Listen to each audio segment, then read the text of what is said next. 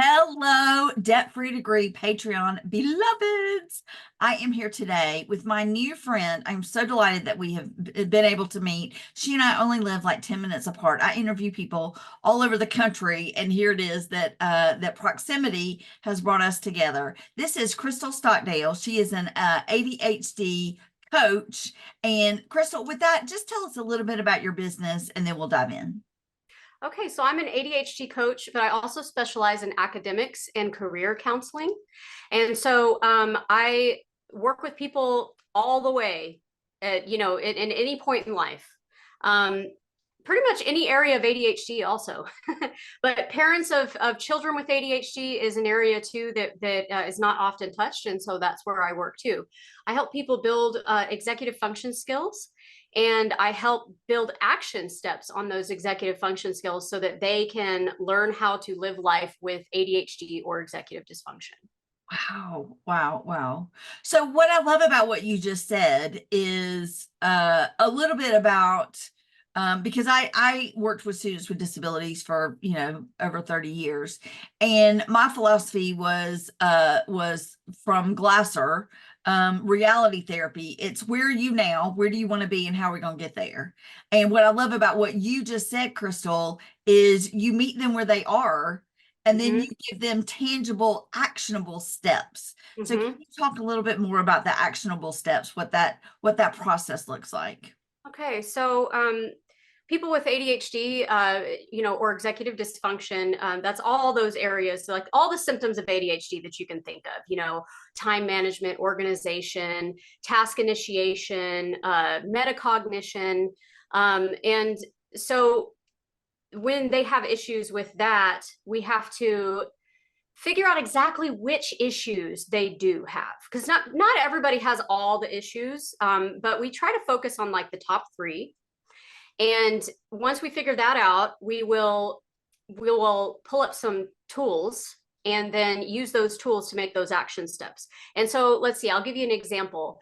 I have one student that's in college right now, and he has zero organizational skills. He got through high school, has a very high IQ, but could not quite figure out how to get it together. And so, I sat down with him and I'm like, okay, well, where's the problem?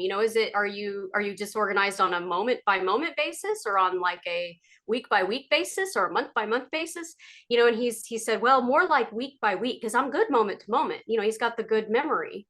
And so we got him into the calendar, and I taught him how to use Google Calendar, and how all of those things incorporate, all of the Google atmosphere incorporates to help somebody with ADHD, and get him using it, and like holding him accountable for using that calendar and using his task list. And Mhm. so by doing that, not only does it help with his organizational skills, but it also helps with his time management skills, in that it builds a structure, like a scaffolding within his brain, Yes, that'll move on to other activities. And yes. so that's one example of how I do it. There's so many different ways. It just really depends on the person's individual issue. Yeah, yeah. What I love about that too, Krystal, is literally he will use that skill set for the rest of his For life. the rest of his life, right? And using a digital, because I'm so old school. I started out with a paper calendar, Yeah. and I can remember, way back in the day. Actually, I remember way, way, way back in the day in college. Our college would give us a planner at Hmm. the beginning of every school year, and it was 2 pages per week, and so it had like maybe an inch and a half block per day. And I can remember that I could organize my day that way. And now there are times that I've got it organized by 15 minutes, Hmm. which you can't do on a paper calendar. So Right. that is absolutely beautiful. Absolutely beautiful. I wonder, Krystal, if you might speak to what I am quite honestly surprised by is I encounter students who are being diagnosed with ADD or ADHD or executive functioning issues in college. Hmm. And what I always say to them is, you must be brilliant, because you've gotten this far, you've coped with it for this long, you've masked it for this long, that you finally reached a point that you need some additional support. And I want to make sure, number one, I'm saying the right thing. And number two, are you seeing that as well? And number three, for those of you that are watching this video and you're thinking, I'm not sure about my son or daughter or about myself, then what are some steps forward for them, Krystal? Okay, so that is extremely common. And really what I see is that I see kids have structure at home, in one way or another. Even if their parent is not necessarily 100% involved with everything that they do, they still kind of keep them going and keep them motivated with their adultness in a sense. And so that kid in high school will be used to all of those structures and everything like that. And then all of a sudden, they never really learned how to do it for themselves. They never figured out when to put things on the calendar. They didn't figure out, they didn't have rules for what they do. Okay. And so they just were kind of following what's going on and just, going through the process. And so they were able to do really well in that atmosphere. And then the second that they get into college, they suddenly have a lot more responsibilities. Executive function comes into play a lot more. And they oftentimes fall off there. It becomes overwhelming.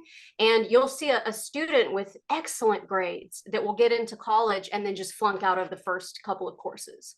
Because it's not that they are not smart, it's that they're overwhelmed with what's happening. And a lot of times they don't even know the direction that they even wanted to go. They're kind of still following.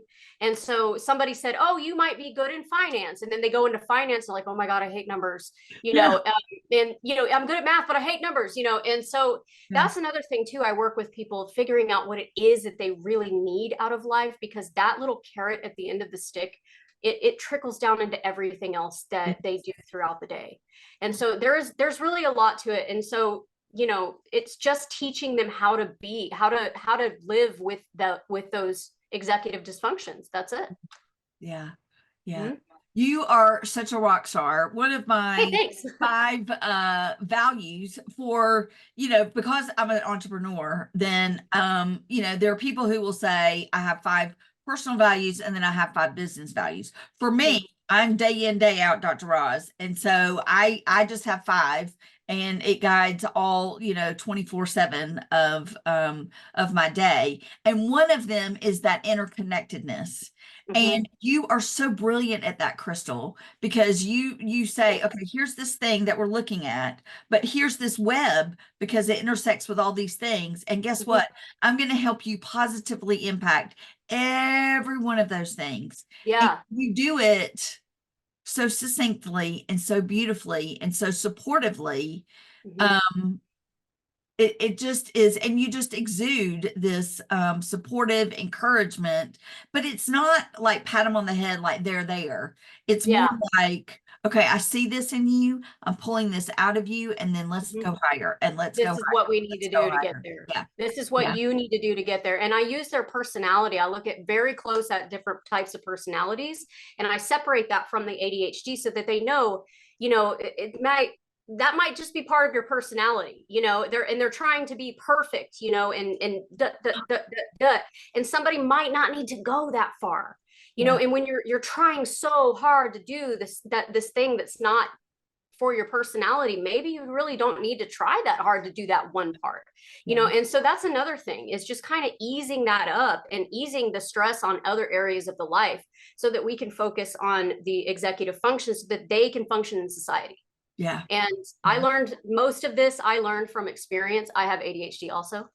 And so, yes, I learned this from experience in a life of trial and error. And I have this grit and determination where I'm like, I have to share this with the world. I figured these things out, and I kept getting up and figuring it out. And then I went back to school, and, here I am. So I don't want it to happen to anybody else. I don't want them to be there. That's another place where we have commonality, because you walked this road, and for you it was a struggle, I'm saying, in certain areas, and so you would like to mitigate some of those struggles, but also you would like to say to people, hey, I can do this, and you can too. And for me, my parents just instilled in me, we do not go into debt for education. Yeah. And it was just as simple as that.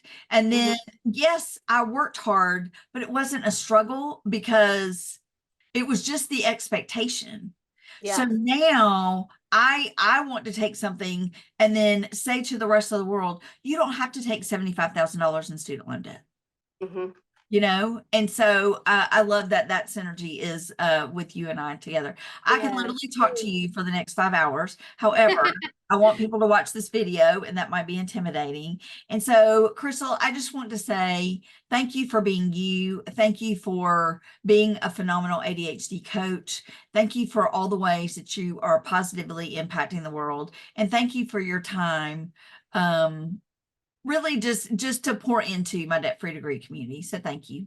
Yes, ma'am. And thank you as well. Much gratitude, Dr. Roz. Appreciate you.